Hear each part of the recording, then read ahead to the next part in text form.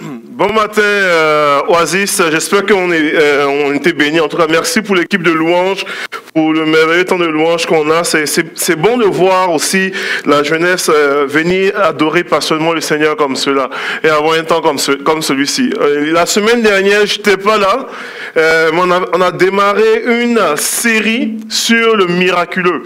Et alors que je prêchais ailleurs, le pasteur Joël m'a demandé est-ce que tu veux embarquer dans la série, ce que je trouvais très intéressant.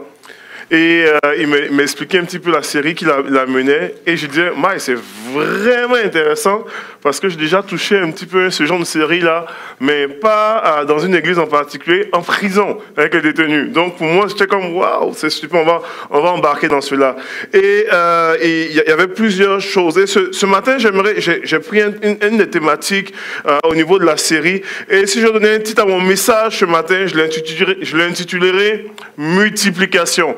Et ma prière véritablement, le cri de mon cœur, je crois que c'est le cri aussi du cœur du leadership de l'Église, c'est qu'on puisse vivre une multiplication. Vous savez, dans les Écritures, Jésus, et puis tel que relaté, Jésus a fait toutes sortes de miracles. Et même dans l'évangile de Jean, à la fin de l'évangile de Jean, il mentionne que si on devait écrire tout ce que Jésus a fait comme miracle, les livres ne seront pas assez pour pouvoir écrire tout ce que Jésus a fait comme miracle. Et l'évangile de Jean en particulier, où est-ce que vont être vraiment les différents miracles de Jésus qui vont être expliqués dans cette série? L'évangile de Jean relate seulement 7 miracles. Je sais que Jésus a fait plus, mais il relate 7 miracles et même il appelle ça en fait 7 signes que Jésus a fait. Ce qui est particulier, c'est que alors qu'il relate cela, il y a derrière chaque miracle, il y a comme un message, il y a comme un enseignement. Jésus qui fait un miracle et il y a un enseignement. Et aujourd'hui, on va voir la multiplication des pains. Je crois qu'on va essayer de comprendre un petit peu, mais je crois que derrière le message de la multiplication, je crois réellement que Dieu et Jésus nous interpellent à pouvoir vivre aussi dans nos propres vies une multiplication. Jésus nous interpelle à pouvoir vivre en tant qu'Église une multiplication. Jésus nous interpelle à vivre en tant que famille, en tant que personne une multiplication. Dans Jean chapitre 6, si vous avez vos Bibles, voici ce qui est écrit. Chapitre 6, verset 4 à 14, si vous ne l'avez pas, ça affiche à l'écran. Or, la Pâque, la fête des Juifs, était proche.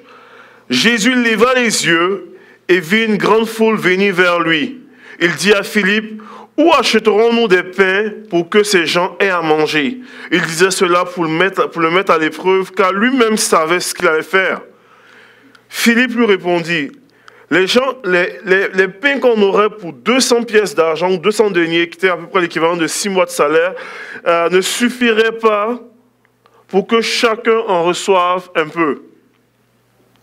Un des disciples, André, le frère de Simon, dit, il y a ici un jeune garçon qui a 5 pains d'orge et 2 poissons. Mais qu'est-ce que cela pour autant de monde? Jésus dit, faites asseoir ces gens. Il avait beaucoup d'herbes à cet endroit. Il s'assit donc au nom de 5000 hommes. On ne comptait pas les femmes et les enfants à ce moment-là. Donc on parle de à peu près 15 à 20 000 personnes. C'est une immense foule. Jésus prit les pains, remercia Dieu et les distribua aux disciples qui les donnèrent à ceux qui étaient là. Il leur distribua de même les poissons autant qu'ils en voulurent. Et lorsqu'ils furent rassasiés, Jésus dit à ses disciples, ramassez les morceaux qui restent, afin que rien ne se perde. Ils les ramassèrent donc et remplit 12 paniers avec les morceaux qui restaient des 5 pains d'orge après qu'ils eurent mangé. À la vue de ce signe miraculeux que Jésus avait fait, les gens disaient, cet homme est vraiment le prophète qui doit venir dans le monde. Quel récit extraordinaire. C'est un récit vraiment incroyable de miracle qui a pris place dans l'évangile de Jean. Et c'est un message que j'ai déjà eu l'occasion de prêcher. Et à chaque fois que je tombe sur ce récit-là, tu peux tellement l'apporter sous différents angles. Parce que c'est un message qui est riche. En fait, en réalité, Le récit de la multiplication de pain est l'un des rares récits qu'on voit dans les 4 évangiles, qui est relaté dans les 4 évangiles. Il y a quelques récits qui sont relatés ça et là, mais il y a vraiment très rare, un des rares récits qu'on voit dans les 4 évangiles comme ceux-là, où est-ce que il y a comme un point marquant qui a touché chaque auteur des évangiles pour qu'on puisse comprendre ce récit-là. Et on peut le voir sous différents angles. Vous savez, dans les Écritures, on peut prêcher un message, on peut normalement voir le récit de la multiplication des pains sous l'angle des disciples, qui eux, normalement, avaient un défi par rapport à la gestion. Et on voit la préoccupation de Philippe qui dit on va faire quoi? Même si on a de l'argent, on ne peut pas les nourrir. Dans d'autres évangiles, on voit même que les disciples viennent voir Jésus et puis disent, regarde, peut-être tu n'es pas conscient de ça, là, mais la foule ici, là, ils sont nombreux. L'endroit ici est désert, il n'y a pas d'épicerie, il n'y a pas de Walmart, il n'y a pas de Super C. Et puis, il faut vraiment qu'on fasse de quoi? Parce que le soir, si normalement le soir arrive et qu'ils n'ont pas mangé, peut-être nous deviendrons leur buffet. Il y a toutes sortes de choses comme cela. Et ils disent, renvoie la foule. C'est vrai, ils sont venus être nourris spirituellement. Ils sont venus recevoir un enseignement de ta part. Mais le soir est venu, renvoie-les dans les villes afin qu'ils aient à manger. Et Jésus va même enseigner, va dire en fait, donnez-les vous-même à manger. Donc, c'est un récit normalement qu'on peut le voir sous l'angle des disciples parce qu'il y avait une tentative de gestion de la situation. Et des fois, nous sommes aussi comme cela. On veut normalement gérer la situation à la place de Dieu lui-même. C'est drôle que Pasteur Anna a eu à parler de l'histoire de l'avion, tout ça. C'est vrai qu'elle parlait, c'est plus dit, mais c'est vrai qu'on veut gérer la situation à la place de Dieu lui-même. Il y avait quelques mois de cela, moi aussi, je vivais un voyage comme ça, on partait en France, et puis on arrive à l'aéroport, et puis le vol était annulé. Puis là j'essayais de gérer moi aussi la situation, appeler partout. Et puis, je voyais ma femme qui, elle, disait, Dieu va s'en charger. Puis là, elle n'a jamais voyagé en France à cause de ça. Si tu ne règles pas ça, là, Dieu ne s'en charge pas. Non, c'était comme ça. Mais de réaliser que des fois, en fait, on est comme des disciples. On essaye de gérer nous-mêmes les situations. On essaye de pouvoir prendre le contrôle. Des fois, on peut voir ce récit-là sous l'angle normal de la foule, qui était dans l'incertitude de ce qui allait se passer. Donc, aucune idée de ce qui allait prendre place. Ils sont venus entendre un merveilleux prédicateur, mais ils ne savent pas trop s'ils vont manger ou ils vont devoir retourner dans la ville. On peut le voir sous l'angle du petit garçon, qui lui a choisi de donner ce qu'il avait, le peu qu'il avait. Et c'est tellement fascinant, lorsque la Bible parle du petit garçon, le récit de la multiplication des pains est relaté à 4 reprises dans chacun des évangiles, on parle, et aucun des évangiles ne sait même le nom du garçon. Comprenez-vous un petit peu? Et il y a même un des évangiles qui ne parle même pas du petit garçon. Ils disent qu'il y avait 5 pains et 2 poissons, mais il ne veut même pas dire ça vient de qui. Se soucie même pas, en fait, se soucie pas du garçon, se soucie de son stock, sa marchandise. Mais ça n'a pas empêché au petit garçon de donner ce qu'il avait quand même. Comprenez-vous un petit peu? On peut le voir cet angle-là. Ou on peut le voir aussi sous l'angle de Jésus. C'est Jésus qui avait un message, qui avait un enseignement derrière ça. Vous savez, dans les différents miracles que Jésus a fait dans l'évangile de Jean, il y avait toujours un enseignement derrière cela. Jésus ouvre les yeux d'un aveugle et puis il dit, je suis la lumière du monde. Il ressuscite Lazare et puis il dit, je suis la résurrection et la vie. Derrière les miracles, il y a un enseignement derrière, avec quelque chose de plus profond. Et j'aimerais prendre quelques instants pour juste toucher quelques principes ce matin. Toucher quelques principes de réalité qui prend place et qui a pris place lors de la multiplication des pains. Et je vais amener 4 points aujourd'hui, mais je vais aller très rapidement en tant que tel. Et les 4 principes que je vais amener aujourd'hui, la première chose, c'est Jésus est concerné par tous tes besoins. Deuxième principe, Jésus a considéré ce qui était peu et insignifiant. Troisième principe qui était incroyable, c'est que Jésus a demandé aux apôtres de pouvoir ramasser ce qu'il reste et les apôtres apportaient les paniers du témoignage. Et le quatrième principe, il y a un message derrière le miracle. Et vous savez, lorsqu'on parle de Jésus concerné par tous tes besoins, c'est l'exemple, le miracle, l'exemple qui a pris place lors de la multiplication des pains est l'exemple typique d'un Dieu concerné par tes besoins. La Bible mentionne, si on regarde dans ce récit-là, la Bible mentionne que Jésus enseignait la foule. Ce qui est juste certain que ce qu'il apportait était super bon. Et une des choses qui me console aussi, c'est que dans un des évangiles, on dit Jésus a enseigné du matin jusqu'au soir. Jésus a prêché longtemps. Donc, on peut le faire parce que notre Seigneur a fait plus. Comprenez? Donc, Jésus enseignait longtemps. Et il enseigne la foule, tout ça. Mais en même temps, le récit de la multiplication des pains montre que Jésus était concerné aussi, pas juste par le besoin spirituel. C'est l'image souvent de l'Église qu'on voit aujourd'hui, l'Église version 2015-2016, est l'image de, ok, lorsque on a soif de Dieu, viens à l'Église. Quand normalement tu vis normalement une situation au niveau de ton âme, viens à l'église. Si tu traverses, tu veux prier plus, viens à l'église. Tu veux normalement crier à Dieu, tu veux vivre le prophétique, viens à l'église. Tu veux vivre le don spirituel, viens à l'église. Tu veux normalement, admettons, expérimenter une guérison miraculeuse, viens à l'église. Mais quand vient la situation de pouvoir parler, par exemple, de choses aussi terre à terre que, par exemple, l'argent. Qu'est-ce que je vais manger? Ma réalité. Comment est-ce que je fais pour payer mes cas de crédit? Comment est-ce que je fais normalement pour pouvoir régler mes dossiers d'immigration? Comment est-ce que je fais normalement pour me trouver une job? Non. On va courir dans les villes. On va renvoyer les gens dans les villes pour trouver ça. Et quand il y aura des besoins spirituels, on vient à l'église. J'aimerais vous déclarer une chose. L'image, normalement, de la multiplication des pains ici présente Jésus qui est concerné, pas juste par les besoins spirituels, par tous nos besoins. Tous nos besoins. J'aimerais vous déclarer que ce matin, avec simplicité, que Jésus est concerné par ce que tu vis. Jésus est concerné parce que tu vis chez toi à la maison. Jésus est concerné parce que tu vis à ton travail. Jésus est concerné parce que tu vis avec ton voisinage.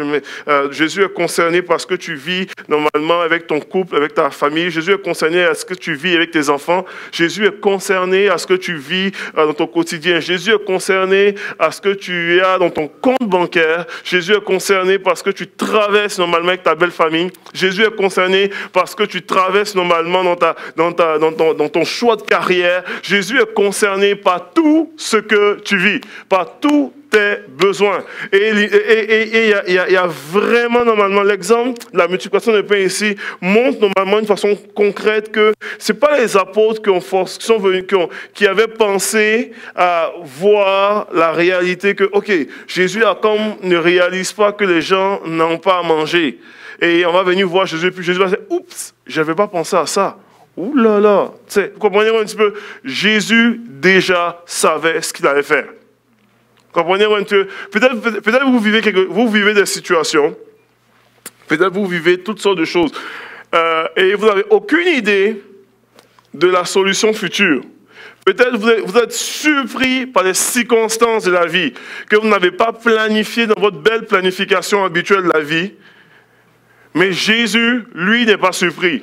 Jésus, lui, est concerné par ton besoin. Et ce qui te semble tellement surprenant pour toi n'est pas forcément pour Dieu.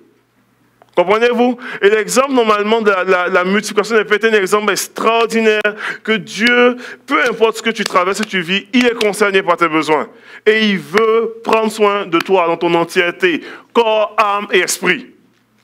Il ne veut pas juste prendre soin de ta vie spirituelle, il veut prendre soin de toi, corps, âme et esprit. Il veut prendre soin de toi dans ce que tu vis, il veut prendre soin de toi dans ce que tu vis dans tes émotions, il veut prendre soin de toi dans ce que tu vis dans tes relations, il veut prendre soin de toi dans ce que tu vis physiquement, il veut prendre soin de toi dans ce que tu vis dans tes finances, il veut prendre soin de toi dans ce que tu vis dans tous les aspects de ta vie. Et je crois vraiment à une église, je crois vraiment à une communauté où est-ce qu'on n'est pas juste focalisé juste sur des besoins exclusivement spirituels, mais que véritablement l'église de Dieu dans son entièreté est capable de répondre à toutes sortes de besoins qui viennent rejoindre corps et âme, esprit.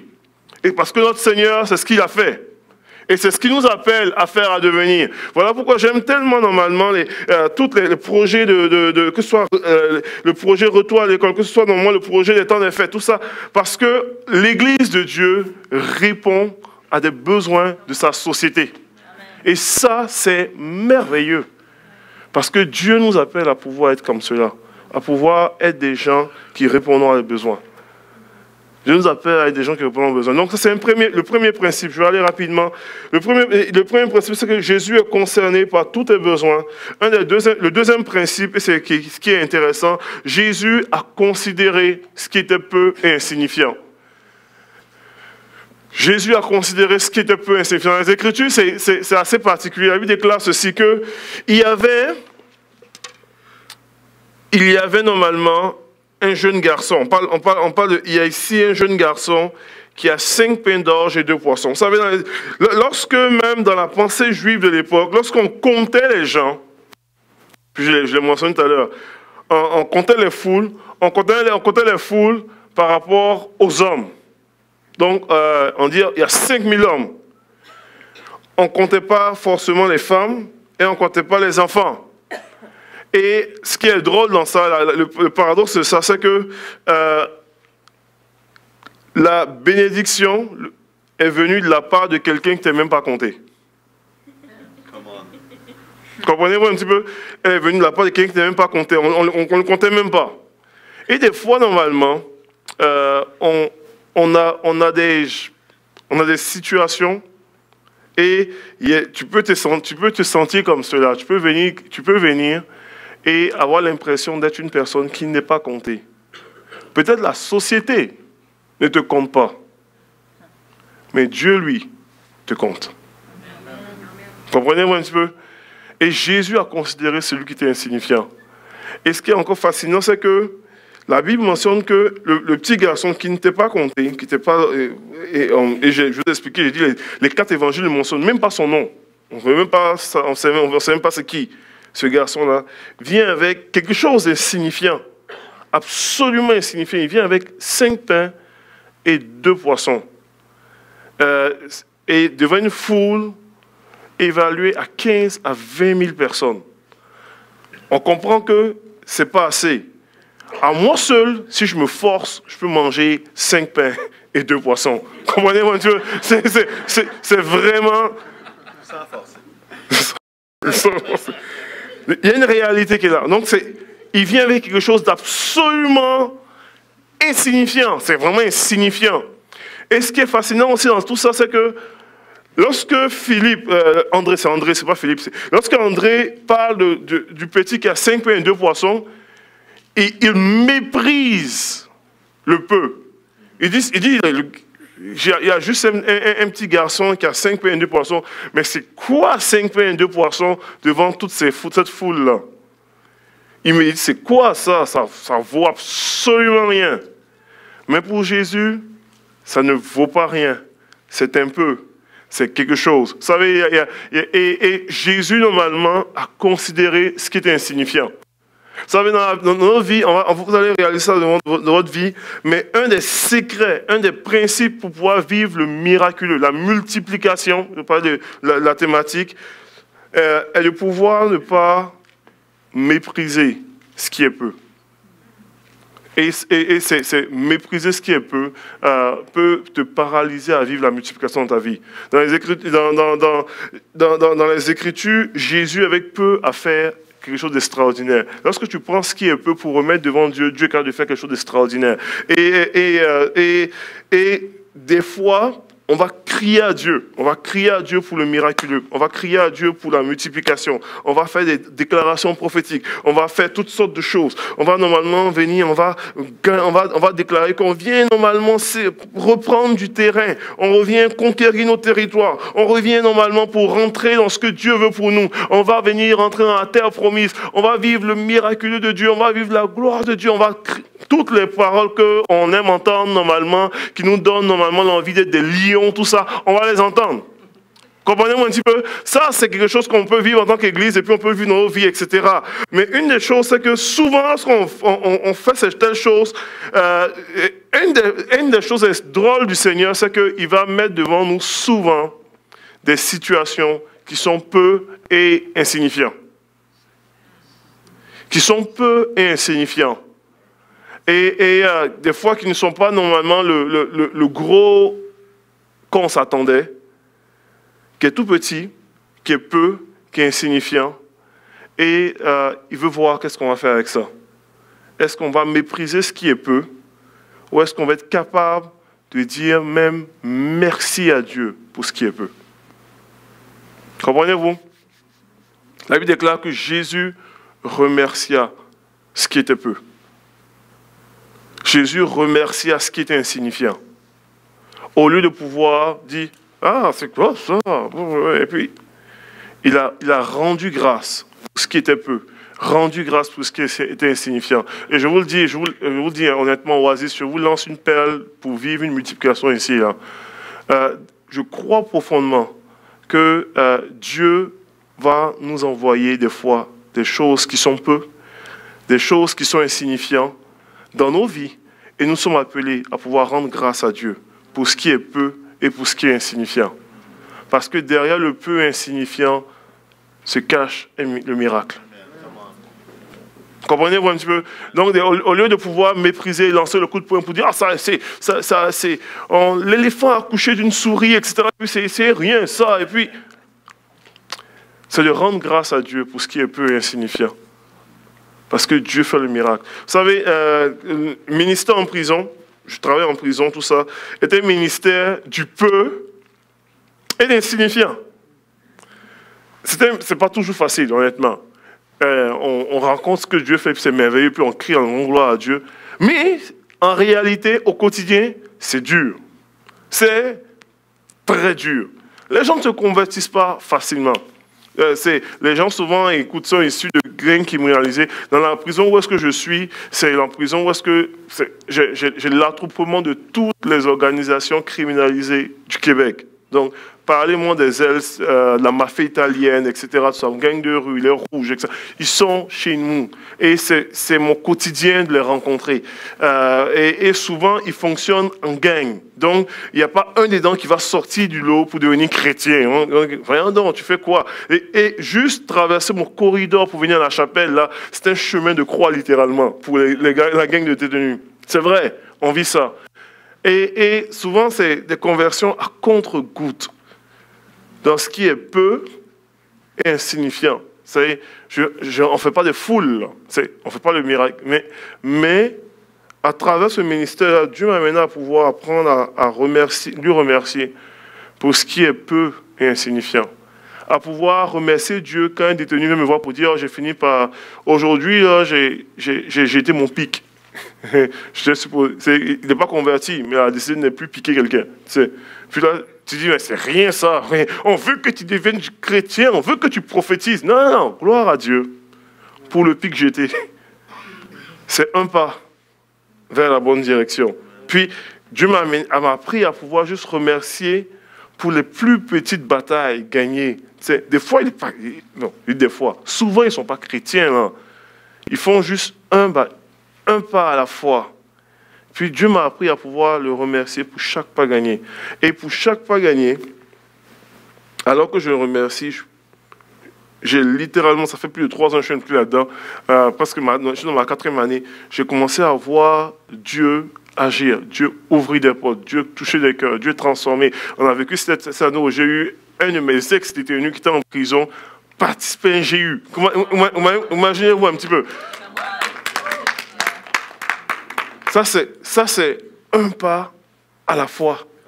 Pour que Dieu fasse le miraculeux. Pour que Dieu fasse le miraculeux. Dieu nous appelle à pouvoir être des gens qui rendons grâce pour ce qui est peu insignifiant. C'est un des secrets incroyables pour vivre le miraculeux. Vous comprenez? Donc, il y a vraiment cette image de façon incroyable. Où est-ce que Jésus est concerné par tous tes besoins? Jésus a considéré ce qui était peu insignifiant. 3e image, puis on va aller rapidement. Les apôtres ont apporté ce qui est le panier du témoignage. Vous savez, c'est intéressant de remarquer que Jésus rend grâce à ce qui est un peu insignifiant, le miracle se produit. Il y a toutes sortes de choses. Les pains sont assez, ça devient un méchant buffet de pain d'orge et de poissons en quantité industrielle. Les gens mangent à leur faim, ils sont super contents, c'est vraiment incroyable. Tout ça, ils se rendent compte du miracle qui a pris place. Ce qui était peu est assez pour nourrir plus de 20 000 personnes. Et après, ils finissent de manger, il y a de l'abondance jusqu'à ce qu'il en reste de la nourriture. Puis là, c'est comme, waouh! Et c'est ce que Dieu veut faire dans nos vies. Dieu veut que nous puissions vivre une vie, mais une vie d'abondance. On a l'image de ce que Dieu veut faire. Lorsque Dieu bénit, lorsque Dieu prend ce qui est peu, le peu de nos vies, et il fait le miraculeux avec nos vies débordent. Il y a quelque chose de glorieux qui prend place. Mais en même temps, à la fin du récit, la Bible déclare que Jésus va donner un ordre à ses disciples en disant, OK, ramassez tous les petits morceaux de pain qui restent et que rien ne se perde. C'est fascinant parce qu'on sait que plus tard dans l'enseignement, je vous encourage à lire le chapitre 6 de Jean, plus tard on sait très bien que Jésus va enseigner sur le pain en disant, vous allez manger du pain, mais moi je suis le pain de vie. Il veut donner une parole, un enseignement. Mais il demande que rien ne se perde. Et puis l'image de l'enseignement que Jésus veut donner, il va plus tard faire référence au pain du ciel qui s'est produit dans l'Exode, au temps de Moïse, où est-ce que la manne est tombée du ciel, en disant que vos pères ont mangé la manne est tombée du ciel. Mais quand on regarde l'image, c'est quelque chose de fascinant qui est intéressant là-dedans, c'est que Jésus demande aux disciples de ramasser tous les pains, tandis que la première fois où est-ce que Dieu a envoyé le pain, qui est tombé avec la manne, il ne fallait pas ramasser la manne. Il fallait ramasser juste ce que tu as besoin. Parce que si tu voulais comme dire, OK, ben là, j'ai mangé aujourd'hui, et puis là, je vais me magasiner assez de bouffe, et puis je vais garder le reste dans un grenier, et puis au cas où la manne n'arriverait pas demain, là, au moins j'aurai de la nourriture pour 2 semaines. La Bible déclare que la manne qui était ramassée était pourrie. C'est qu'il ne fallait pas le ramasser. Là dans le contexte du Nouveau Testament, cette fois-ci, Jésus dit, non, on ne laisse pas ça là. On le ramasse tout. Ils font 12 paniers de pain, de morceaux de pain avec ça. La suite du récit est fascinante parce qu'ils font 12 paniers de pain avec ça. Et Jésus les envoie pour dire, allez-y, passez de l'autre côté du lac. Et alors qu'ils vont de l'autre côté du lac, Jésus n'est pas avec eux dans le lac. Et il y a une espèce de grand courant de vent, une espèce de tempête qui arrive. Et ils ont du mal à ramer, mais Jésus n'est pas là.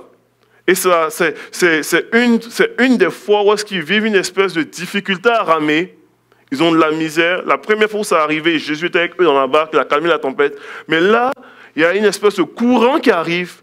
Jésus n'est pas là. Mais les 12 apôtres, ils ont les paniers de pain avec eux. Qui est comme un rappel de témoignage. Que celui qui t'a dit d'aller dans le lac, hier a fait un miracle de pain. Et il va être là pour t'accompagner pareil. Et Jésus marche sur les eaux avec eux. Donc il y a tout un rappel par rapport à cela. Ils arrivent de l'autre côté du lac. Jésus va marcher sur les eaux. Je n'aborderai pas ce sujet-là. On va laisser ça pour les prochaines fois. Et ils arrivent de l'autre côté du lac. Et il y a quelque chose qui est intéressant, c'est que Jésus va enseigner. La foule encore va le suivre. Jésus va enseigner sur le pain de vie. Et on a ici un des exemples, ou le seul exemple, où est-ce que Jésus va vivre une décroissance à la Gédéon.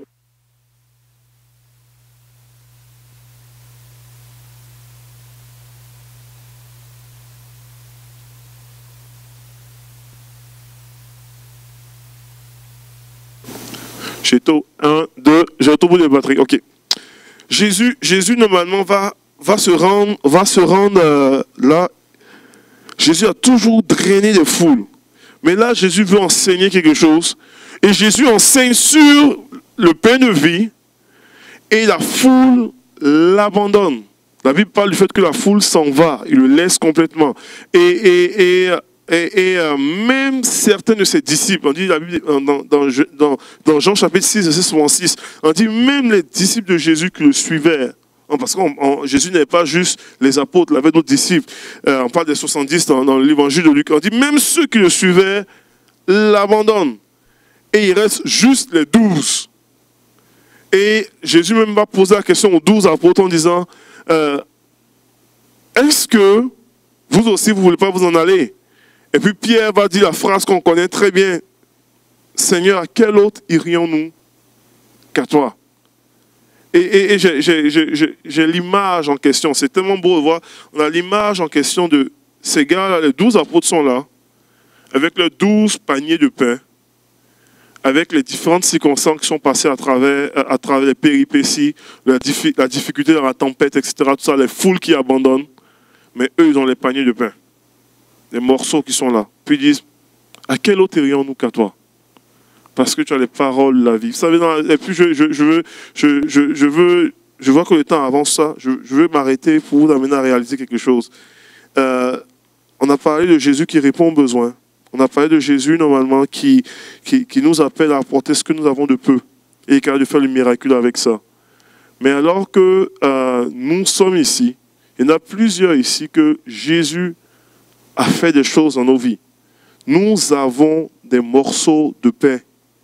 À travers notre histoire, à travers notre témoignage, à travers ce qu'on a traversé dans nos vies, à travers les épreuves, les montagnes, les vallées, les victoires, nous avons des traces de pain que nous pouvons les ramasser pour en faire un panier de ce que Jésus a fait, de ce que Jésus a réalisé déjà dans nos vies. De sorte que peu importe ce que les gens vont penser, peu importe s'il y a des gens qui abandonnent, qui lâchent ou qui ne lâchent pas, peu importe les tempêtes qui arrivent ou qui descendent, peu importe les circonstances et les épreuves, on peut regarder, voir normalement qu'il a été fidèle. Nous avons encore des traces de panier, nous avons encore un panier de pain devant nous pour dire, waouh, il était fidèle, il est fidèle, il sera fidèle, il est toujours avec nous. Et on a une preuve normalement de ce que Jésus a fait. Des traces de panier encore de ce que la grâce de Dieu qui nous accompagne, qui est avec nous. Nous le voyons de façon incroyable dans la vie, dans tout ce témoignage du panier, du témoignage, du panier de pain. Je vais vraiment terminer avec ça. Jésus qui est concerné à nos besoins, Jésus qui a considéré ce qui était peu insignifiant. Les apôtres qui apportaient les paniers de témoignage.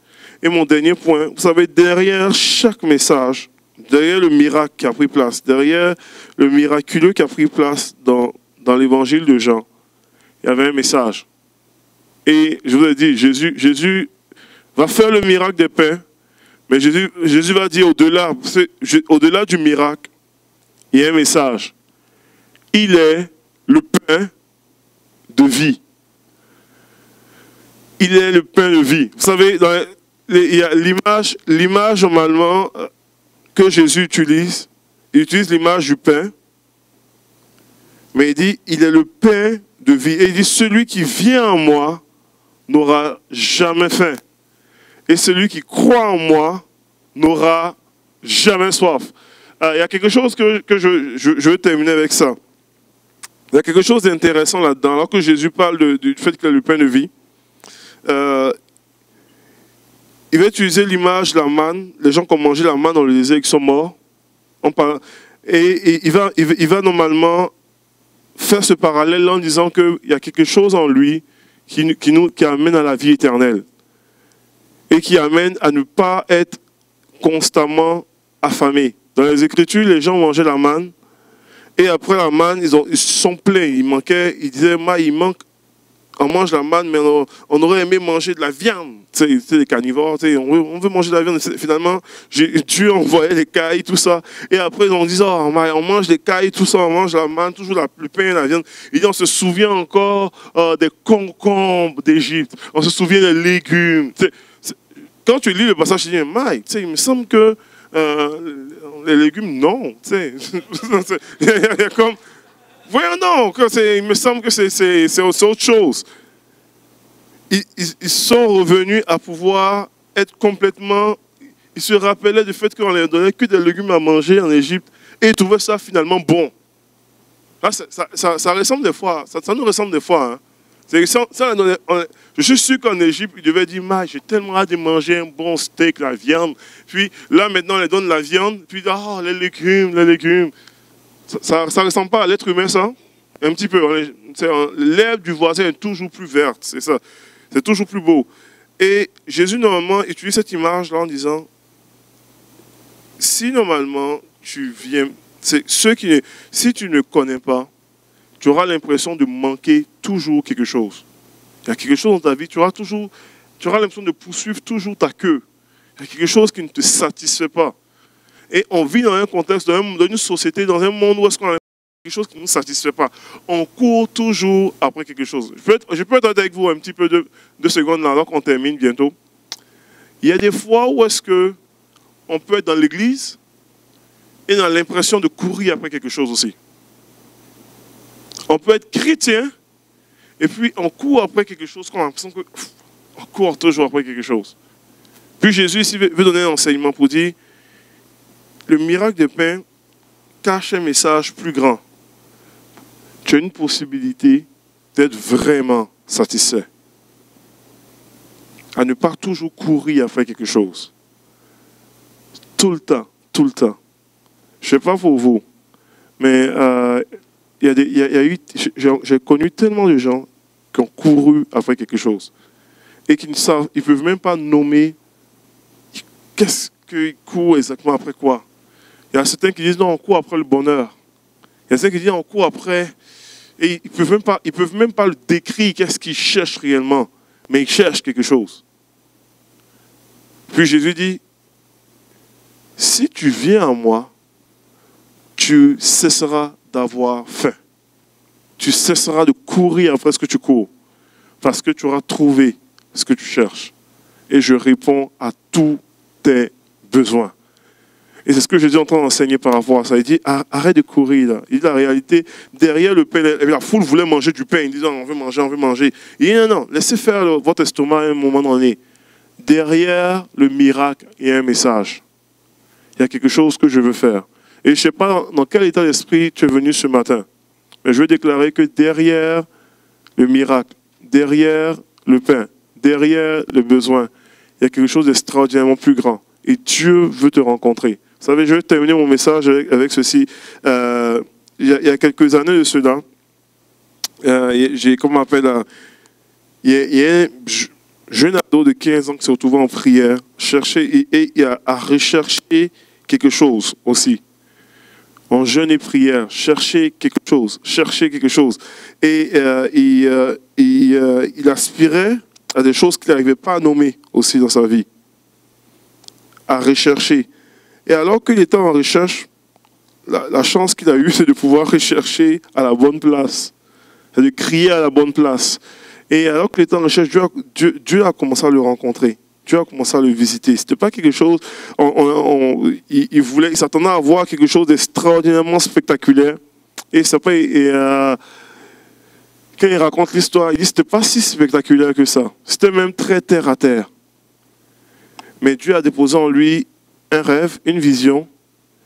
Et les jours sont devenus des mois, les mois sont devenus des années. Mais les choses ont commencé à prendre forme tranquillement dans sa vie. S'il y a une chose qu'il a commencé à réaliser, c'est que Dieu est en train de simplement le rassasier dans tous ses besoins. Vous savez, je raconte quelle histoire? Je raconte ma propre histoire. Alors que j'avais 15 ans, je me rappelle... C'est un des moments charnières de ma vie quand je raconte mon témoignage. J'étais dans une série de jeûnes et prières. Ma mère croyait que j'étais en train de faire une tentative de suicide à cacher. Parce que ça faisait ça faisait une dizaine de jours que j'étais enfermé dans ma chambre en train de prier. Et puis Dieu a commencé à mettre une vision dans mon cœur, un rêve. Puis j'avais 15 ans, j'étais dans le fond, dans un quartier de la côte d'Abidjan, dans un fin fond de l'Afrique.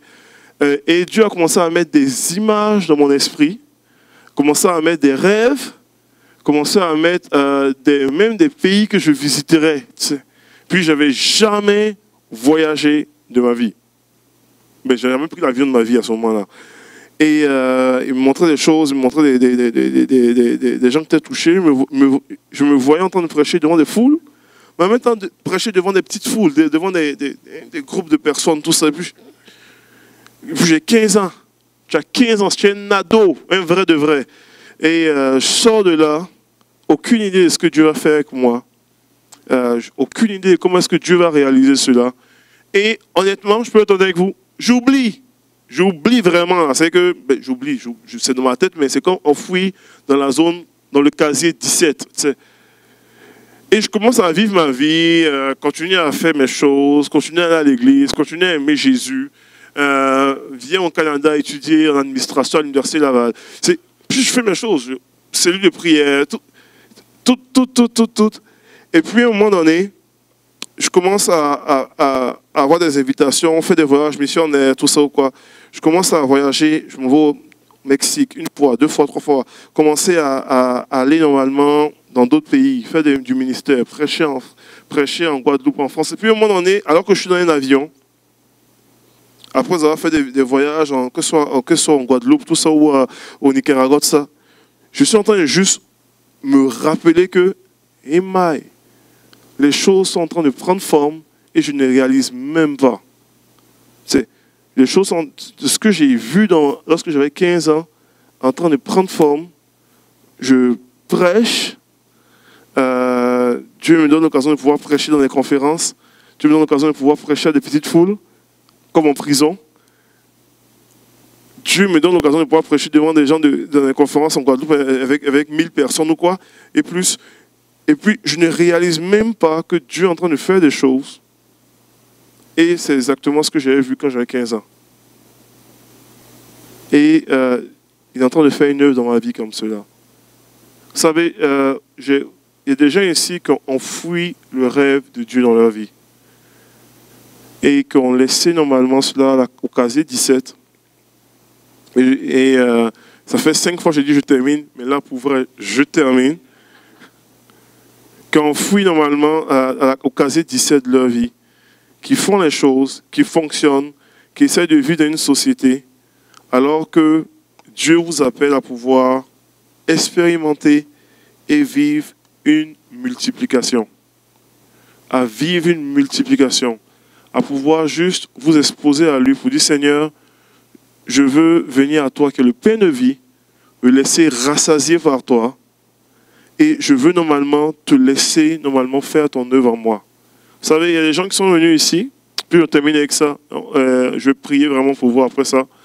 Vous êtes venus peut-être aujourd'hui et Dieu a implanté les rêves en vous, a mis les rêves de Dieu. Et normalement, des jours sont devenus peut-être des semaines sont devenues des mois. Et ce matin, Dieu veut vous rappeler qu'il vous appelle à pouvoir apporter ce que vous avez. Et lui, il va le multiplier. Il va le multiplier. On va se lever ensemble. Il va le multiplier. On a touché l'aspect de la multiplication. Et je vais prier par rapport à cet aspect-là. Je crois réellement, il reste 3 minutes. J'ai prêché longtemps aujourd'hui.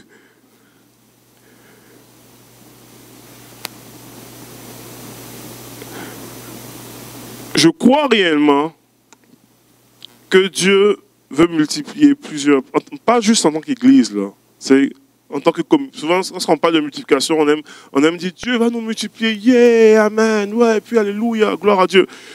Oui, Dieu va nous multiplier, je le déclare dans le nom de Jésus.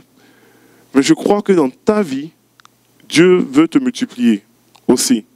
Dieu a mis dans ta vie une semence et la semence qu'il a déposée en toi, il veut la multiplier.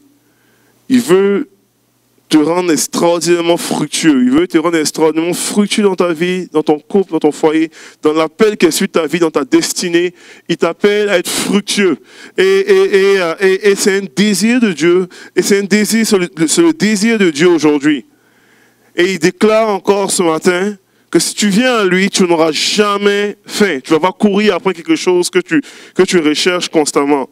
Il va normalement répondre à tous tes besoins spirituels, besoins naturels, tous les aspects de tes besoins.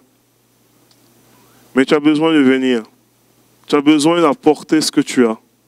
Tu as besoin de considérer ce que toi aujourd'hui, jusqu'ici, tu as semblé insignifiant. Tu as besoin de considérer la semence, aussi petite soit-elle, qu'il a déposée en toi. Si tu la considères comme insignifiant, toi, il ne fera pas le miracle dans ta vie.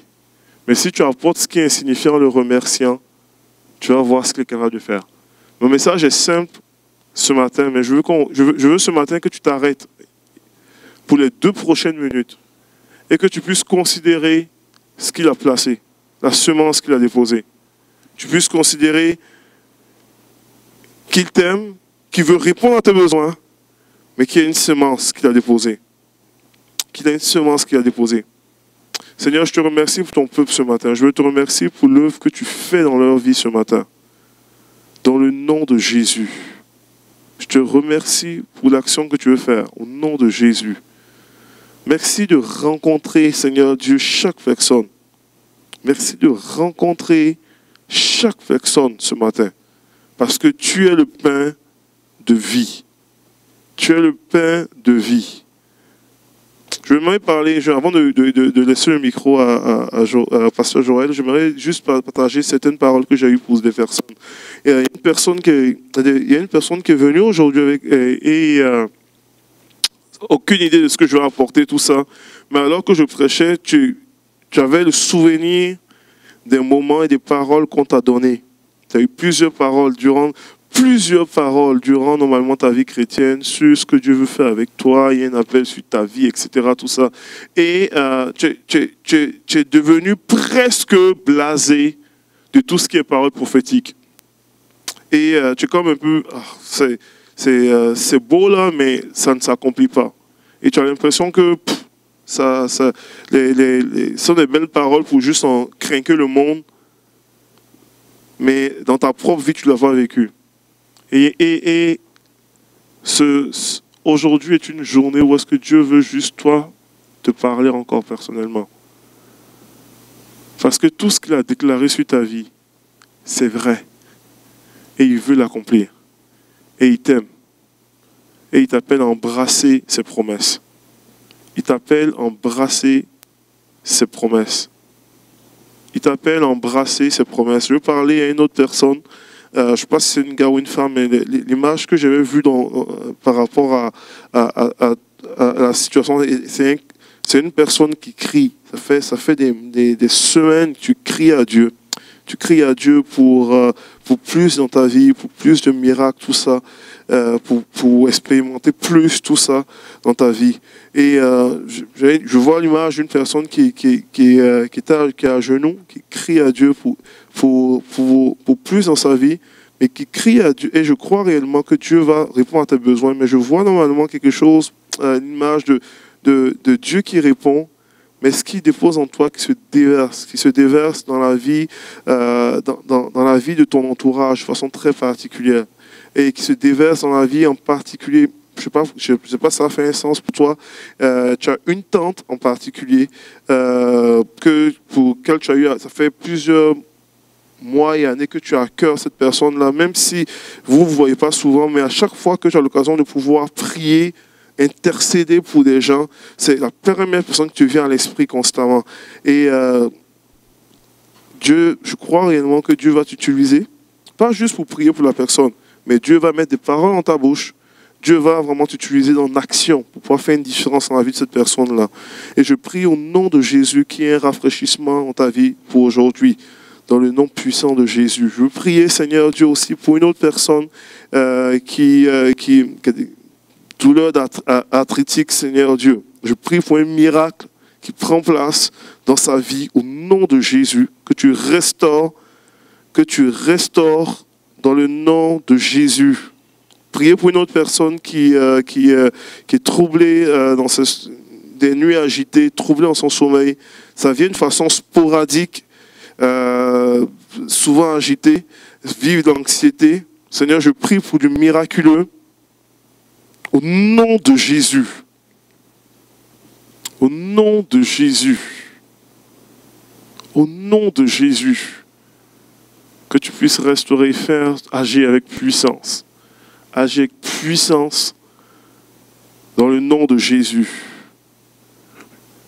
Seigneur, je veux déclarer, Seigneur, au nom de Jésus, Seigneur, dans la vie de plusieurs personnes, Seigneur, une saison de multiplication.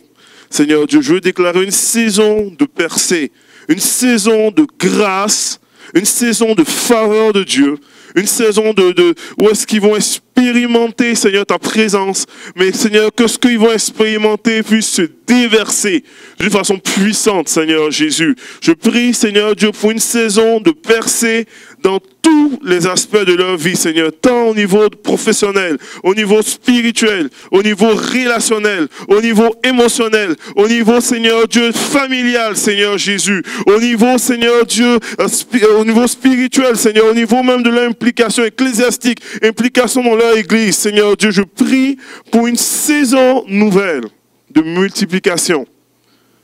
Et on prie pour le miraculeux, Seigneur, qui prend place.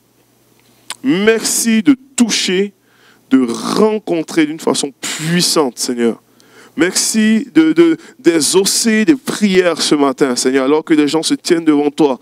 Merci de rencontrer, Seigneur, alors que des gens apportent le 5 pains et les 2 poissons. Merci, Seigneur Dieu, de faire, Seigneur, de Oasis une église qui va impacter la rive sud, qui va impacter, Seigneur Dieu, la région, qui va rayonner dans la francophonie au nom de Jésus. Merci de visiter d'une façon puissante, Seigneur Dieu, et que la gloire te revienne dans le puissant nom de Jésus. Amen. Amen. Come on. Ça, c'est un bon message. Là, avant que vous partiez, Joël, il va être à la porte avec les billets, mais je veux juste vous mettre au défi de poser la question à au moins une personne aujourd'hui. Si vous êtes un jeune, posez-les à vos parents. Mais posez-leur la question, raconte-moi une chose que Dieu a faite dans ta vie. Parce qu'on a des paniers de petits pains qui nous rappellent ce que Dieu a fait. Et Dieu n'en a fait plein. Mais demandez la question, raconte-moi une chose qui était miraculeux, que tu as vu Dieu faire dans ta vie. Est-ce que vous êtes prête à prendre ce défi-là? Aujourd'hui, là, pas demain, sinon on repousse. Fait que soyez bénis, bon dimanche, on vous aime et il en reste juste un peu.